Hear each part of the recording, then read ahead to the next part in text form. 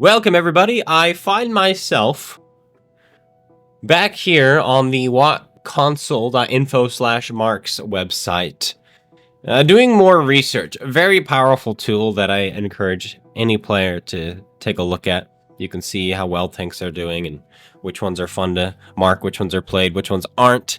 And if we hit battles here, it will show us how often a tank has been played in the last 2 weeks. And to my surprise, if we're looking at Cold War, the FV4005 in the last 2 weeks has played 214,000 times. And no other Cold War tanks come close. Like once you get through this list, it's just World War II. Which makes sense. 214,000 times. That's absolutely insane. And so, right off the bat, we're wondering, why does World of Tanks play so trash?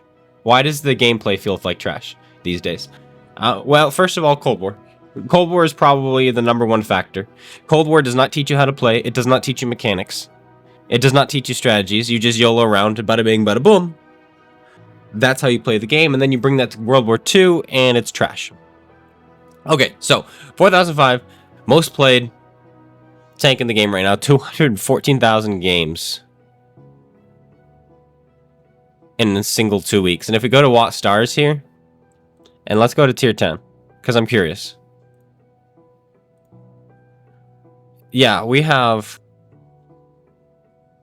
tanks that have been out for a little while at tier 10 that have been played less overall. Like, let's get down to a tank that's been out for a while. The Minotauro, which has been out for what, 4 years now, has 124,000 games. 268 version 4, 272,000 games. This thing has been out forever. So there's that. That's pretty incredible. But we're not done. Okay, we've dissed Cold War. Cold War is a horrible place to learn how to play the game. You just YOLO around and slap people as hard as you can, as quick as you can, and hope your team is better at YOLOing.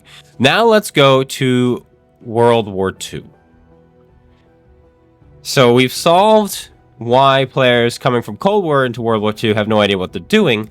Now let's solve why the gameplay for everyone else feels awful. And if we look at the most played tanks in Cold War, World War II, you're gonna notice something. Let's look at these are the top 13 from the T1 Heavy. Well, okay, top 14 if we include the Leopard 1. Tank Destroyer, Tank Destroyer, Tank Destroyer, Tank Destroyer. Avery, which is basically a Tank Destroyer, Tank Destroyer, Tank Destroyer. Oh, the E5 showed up. Tank Destroyer, Autoloader, Tank Destroyer, Tank Destroyer. T1 Heavy. I'm glad people are playing T1 Heavy and the Leopard 1. I'm glad people are playing the Leopard 1. Tank Destroyers. It's Tank Destroyers. It is not World of Tanks anymore. It is World of Tank Destroyers. And look at the ones being played. 4005. Guerrilla 15 surprised me. E4 still, as always. I believe that's the most played tank in the game. It is. At 7.7 million games. Though these days, holy moly, the stage 2 in Cold War is catching up. It's gonna pass it. The Cold War tank is going to pass the E4. That's insane.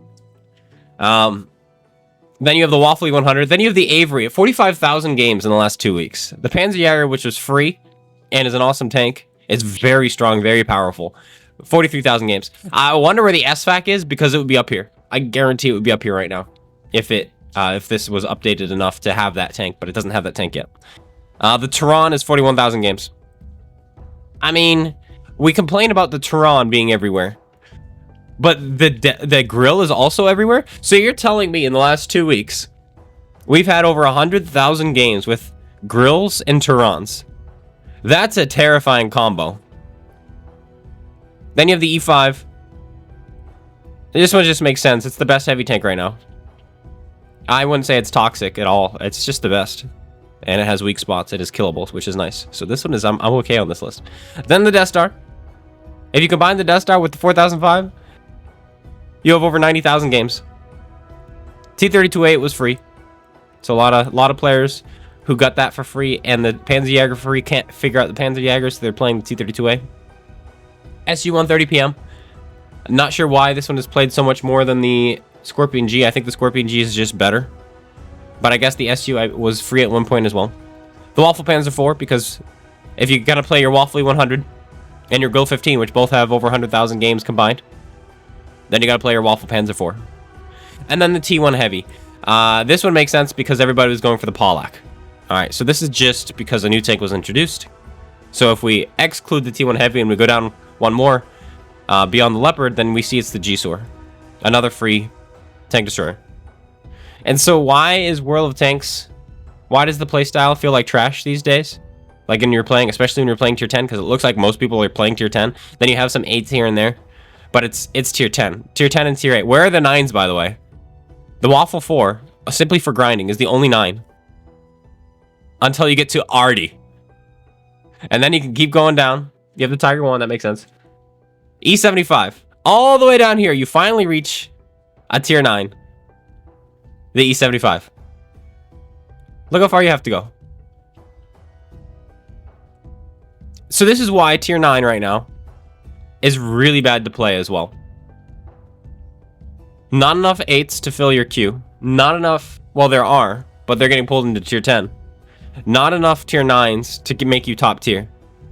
I played the E75 11 times a few months ago, and it wasn't until the 11th game that we were top tier in the E75.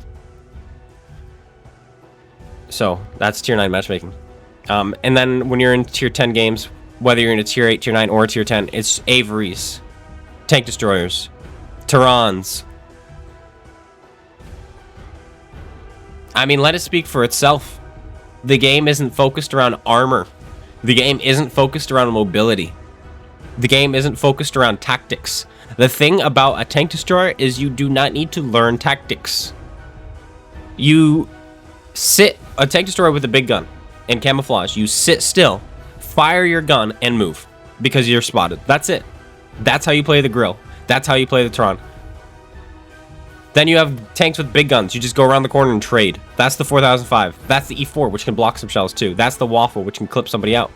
That's why these tanks are played. That's why the game feels like trash. Why would you play your Russian medium tank when there's going to be a tank destroyer waiting for you around the corner? And he's going to shoot you for 1,000 damage, 700 to 1,000 damage. You might get ammo wrecked. You might get set on fire. You might get tracked. You're half out of the game now. But hey, now you can DPM him, right? You can shoot him 3 or 4 times with your small gun. Good for you, but you're basically out of the game.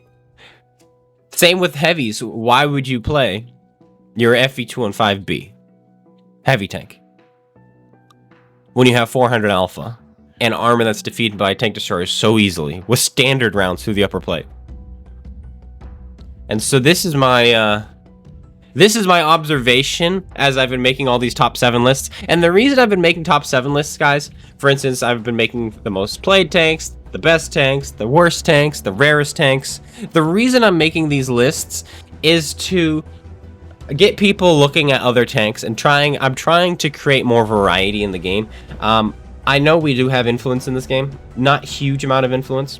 But I know because from experience, when I watch a YouTuber and then they play a tank and they do well in it, and it just excites me and I want to go play that tank. That's how it works. And so I know there are other people like that. They've said so in the comments. And so I am trying to diversify the game. Because right now, the game is not diverse. And I'm not talking about, what is it, DEI? No. I'm talking about the actual gameplay. When you're playing a game, you need things to be different.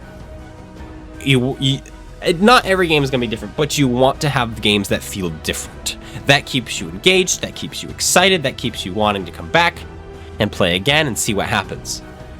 But when they're played exactly the same every single time, you know you're just going to get slapped by a Tehran. You know if there's a Rogaldorn on the enemy team, you automatically lose because the tank has a 61% win rate. Right? Like, you know these things. Let's take a look actually at the Rogaldorn since I'm talking about it. Wow, it's dropped down. But I don't know.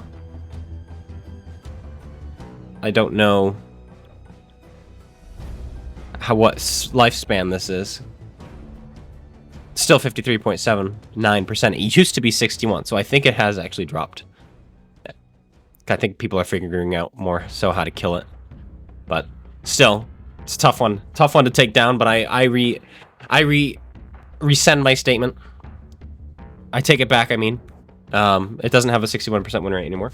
That's nice. Almost 54 though.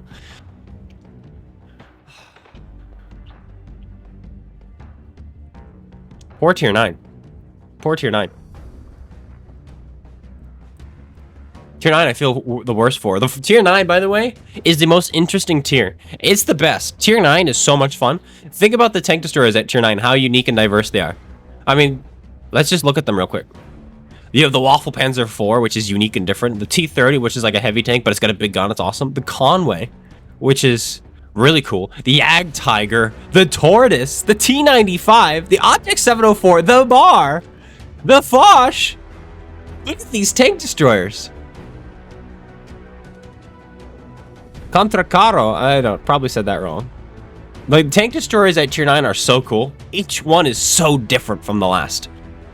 It's probably the most diverse tier in the game are tier 9 tank destroyers, and I think they're awesome. But that's my rambling for the day. This is why the gameplay is awful right now. And I just wanted to put that out there, kind of address right now.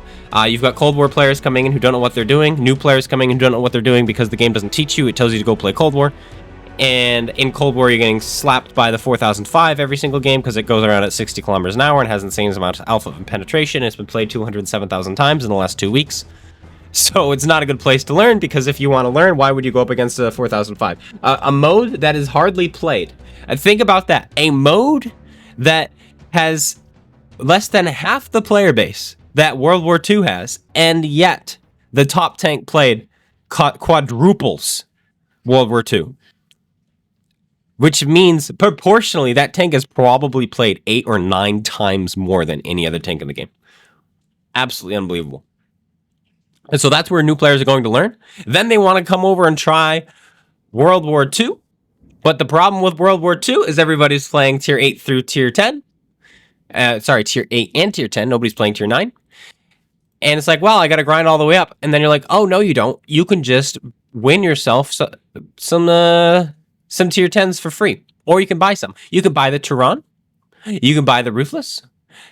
You can buy the 268 version 5. By the way, I've just sorted the tank destroyers, tier 10 tank destroyers, the most played. And oh, these are the premium. Never mind, that makes sense. I clicked on premium. But look how often they're played. Like, you can buy these. You can buy these tanks. These tier 10s. How crazy is that? And you can just go play them. Yeah, that's my rambling. We're going to have a video soon. A video that Wargaming won't want you to see. Because I'm going to do some calling out. I'm going to bring some things to light. And keep everybody on their toes. Because that's what we do here. But yeah, thanks guys for tuning in. I hope you all enjoyed. If you did, slap that like button, comment, subscribe. And I'll be seeing you all later. Take care, everyone. And peace out.